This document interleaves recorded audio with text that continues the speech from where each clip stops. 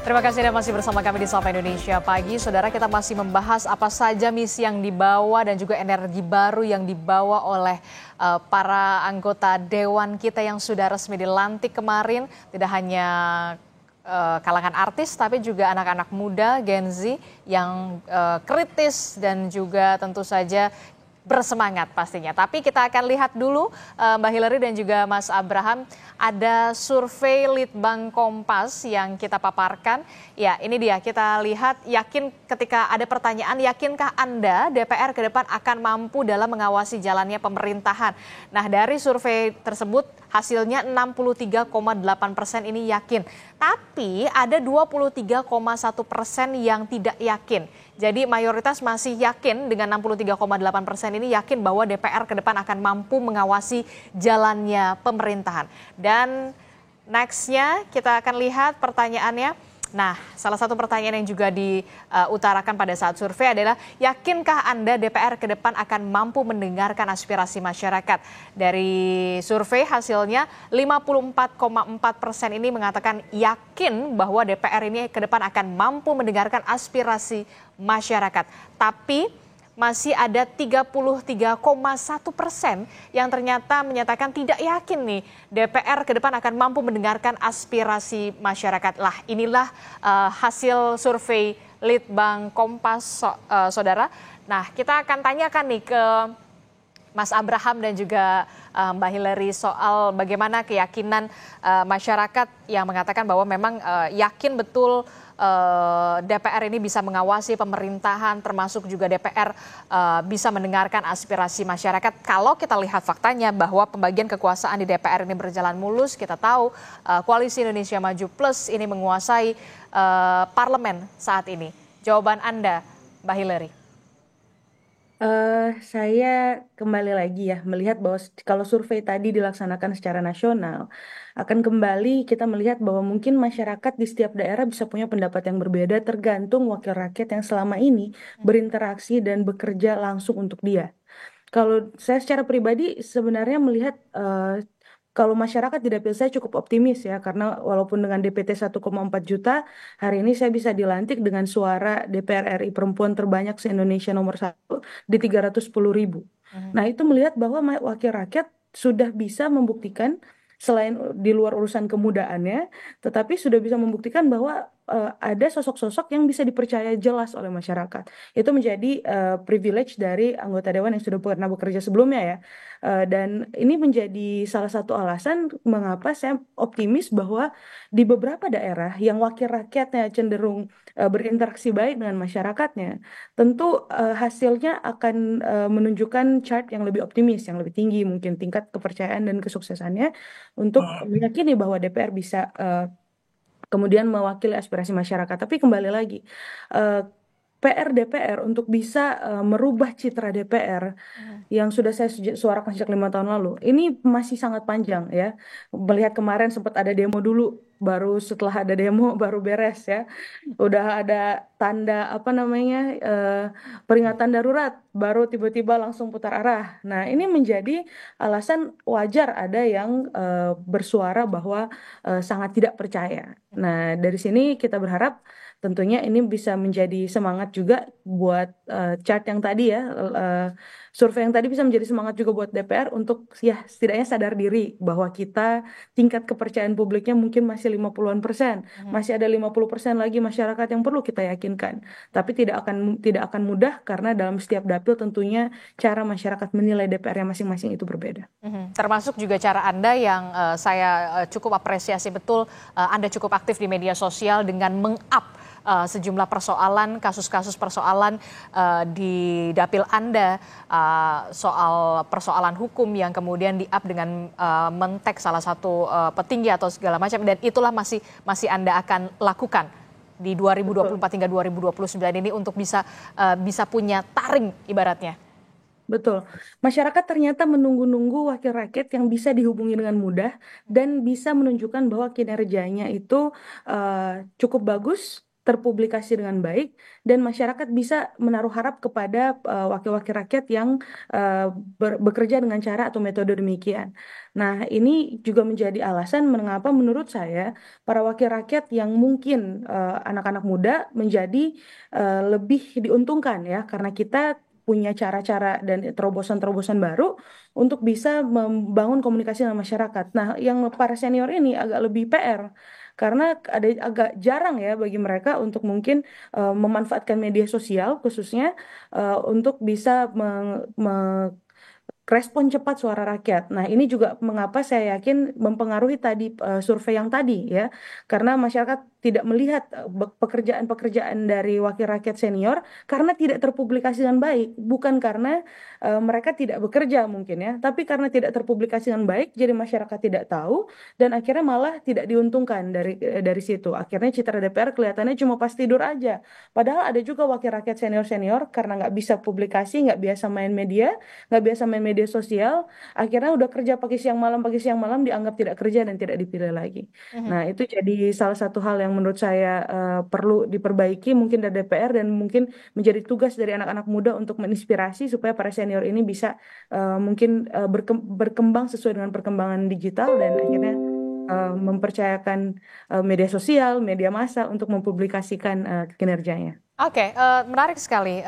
Apakah ini juga akan diikuti oleh Mas Abraham Srijaya soal bagaimana memanfaatkan media sosial untuk bisa menyerap aspirasi rakyat, suara rakyat, terutama dari kalangan muda ataupun warganet begitu di dapil Anda, karena kan paling cepat itu kan paling ke media sosial begitu ya, dengan men-tag Anda ataukah kemudian Anda bisa meng-up itu supaya bisa teratensi dengan baik begitu ketika nanti ada warga atau rakyat yang punya persoalan hukum, apakah nanti Anda akan melakukan metode semacam itu atau seperti apa nanti, Mas Abraham? Ya, Mbak. Jadi tadi survei yang ditunjukkan oleh Mbaknya itu kan survei lembaga DPR secara keseluruhannya. Mhm. Jadi rendah. Jadi eh, kita kita pun juga barusan dilantik menjadi anggota DPR 1 hari dan kita melihat memang tingkat kepercayaan terhadap DPR sebagai lembaga itu memang masih salah satu yang rendah ya. Tapi saya sangat optimis dengan kemarin dilihat dilantik banyak sekali anak muda yang masuk dan saya lihat banyak yang fresh dan punya pemikiran-pemikiran sendiri. Tapi bagaimana lembaga DPR ini bisa menjadi lembaga yang dipercaya oleh publik itu sebetulnya harus dimulai awalnya dari sistem pemilu kita dulu.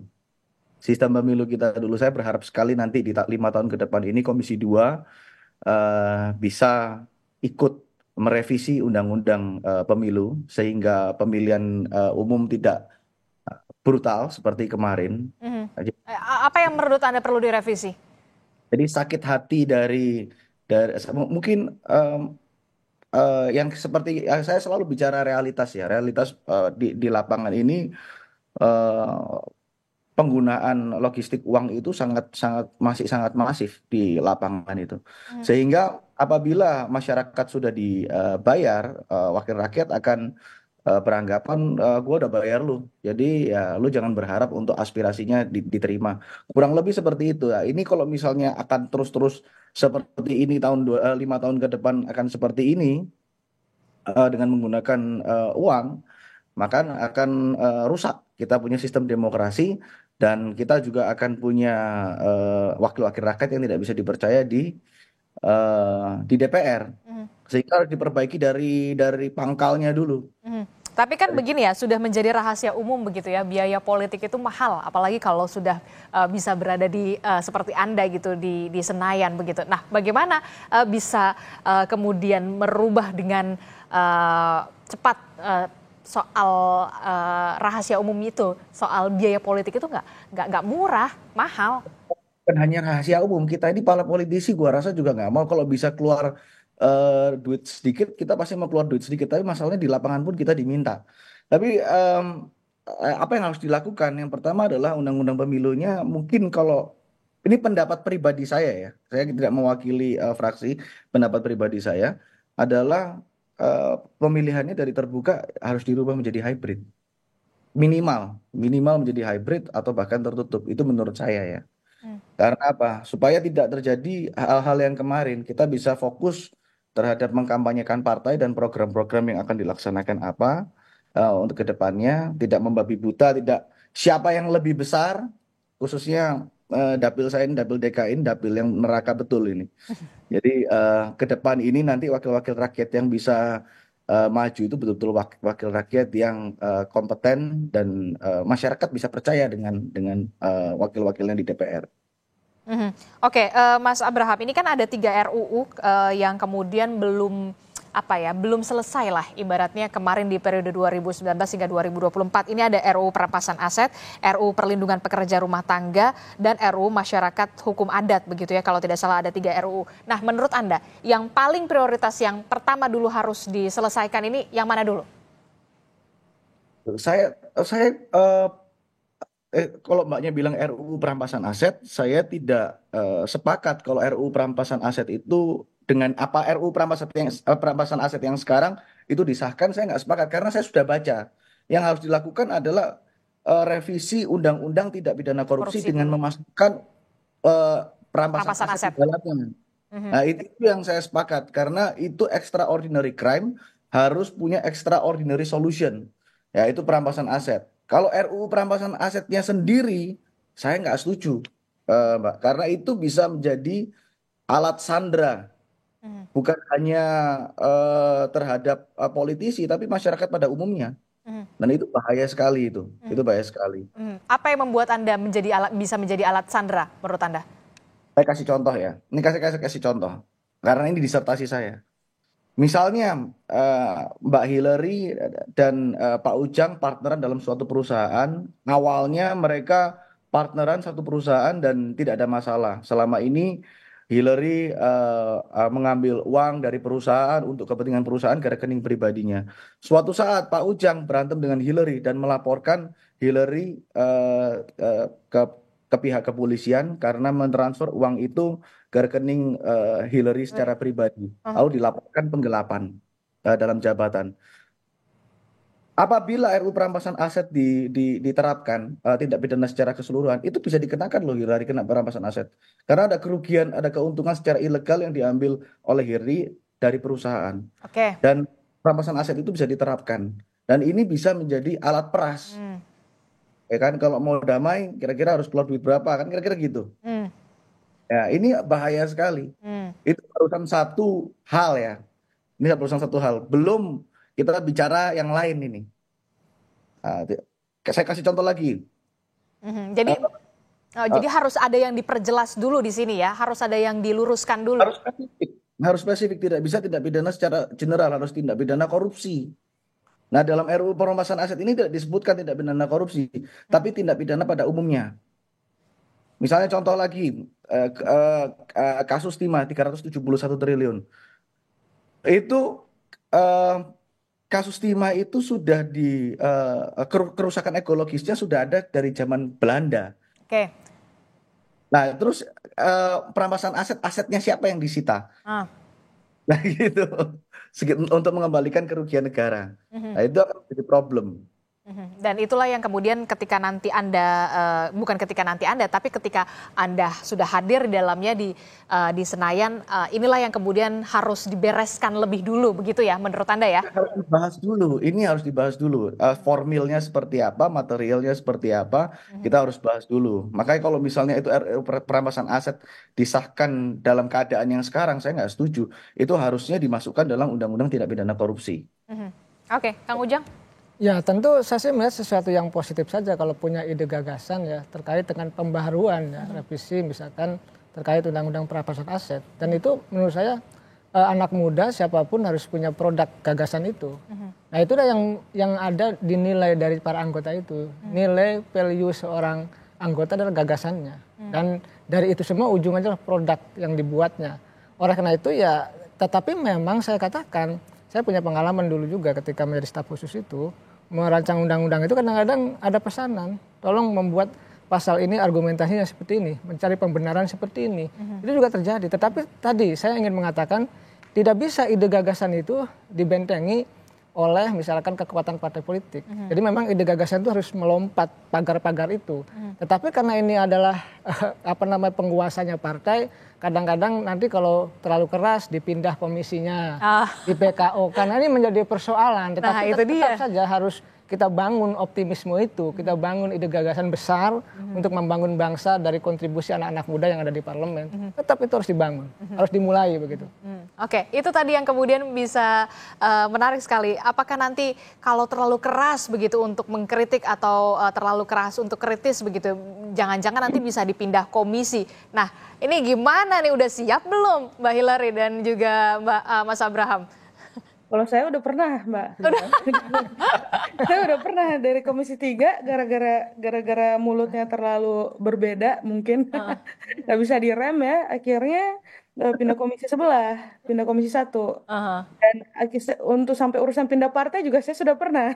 Jadi saking terlalu berbeda kadang-kadang sampai urusan pilpres bisa berbeda, urusan pilihan presiden berbeda aja sudah bisa membuat kita tidak nyaman di salah satu partai gitu. Dan Anda pantang mundur, tetap berjuang bersama dengan rakyat.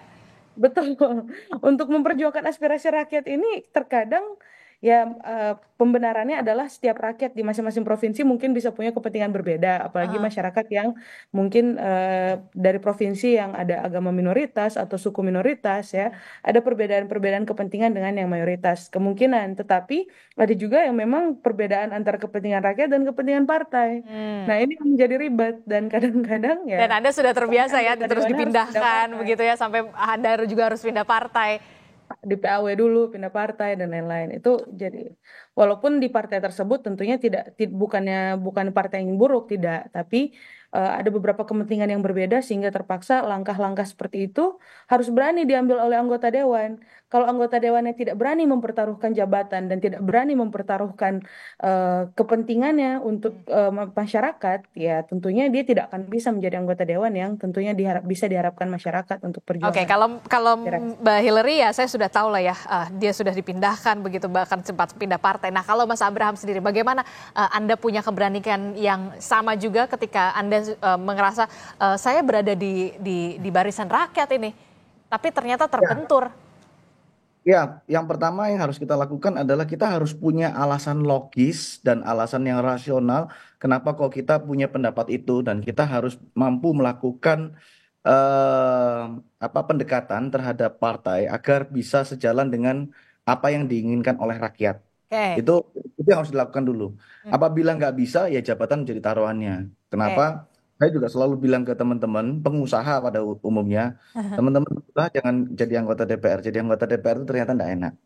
Saya barusan tahu jadi anggota DPR itu ribetnya setengah mati ya. Kita harus lapor LHKPN, pengeluaran juga harus Tapi nggak nyesel dong. Jadi saya belum bisa ngomong nyesel atau enggak ya, baru dilantik 1 hari. Tapi ribetnya setengah mati, jadi saya harus menyesuaikan laporan keuangan saya, dan itu bukan hal yang mudah untuk seorang pengusaha menjadi politisi. Dan apabila saya harus melepaskan jabatan saya sebagai anggota DPR, suatu hari nanti saya sudah nggak berkiprah di politik, saya akan kembali menjadi pengusaha. Sooner or later saya akan kembali menjadi pengusaha. Saya hanya ingin membuat sistem di Indonesia ini lebih baik. Saya bisa menjadi corongnya bagi anak-anak muda khususnya dari Partai Golkar.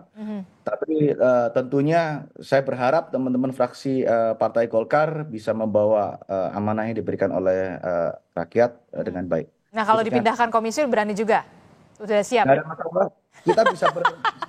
Kita bisa berkarya di seluruh komisi pada intinya. Cuman Partai Golkar akan bisa menggunakan saya dengan maksimal apabila ditaruh di Komisi 3. Kurang lebih.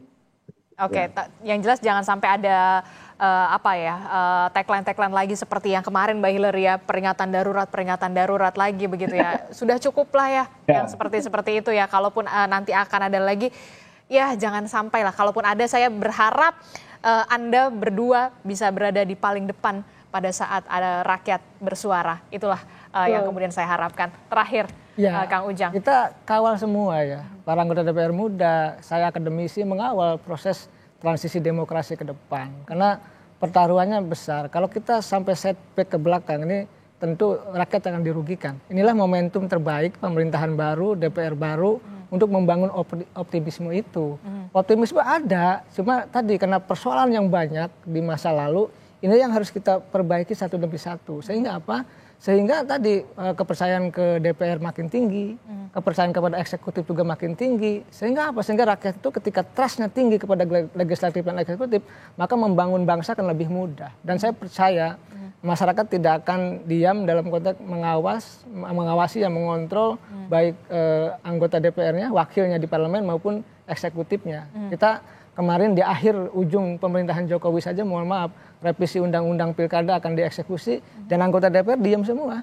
Karena rakyat turun, mahasiswa turun, Kekuatan baru rakyat berbalik. Oleh karena itu tetap ini adalah perjuangan bersama, mari kita bangun Indonesia bersama-sama dan bangun optimisme itu agar bangsa ini bisa maju ke depan. Begitu Mbak Disti. Oke, titip amanah dari rakyat untuk Mbak Hillary dan juga Mas Abraham begitu untuk 5 tahun ke depan. Pasti banyak sekali harapan dari warga Anda di dapil Anda, tentu saja yang digantungkan kepada Anda. Tentu saja amanah ini bukan amanah yang ringan begitu ya, tapi kita berharap Anda bisa mengemban amanah ini karena Anda berada di sana sekarang karena suara dari rakyat. Terima kasih Mas Abraham, Mbak Hillary telah bergabung bersama kami. Kang Ujang, terima kasih telah bergabung bersama kami. Selamat pagi Mbak Hillary semuanya dan juga bapak-bapak. Assalamualaikum, selamat pagi. Sehat selalu. Waalaikumsalam warahmatullahi wabarakatuh.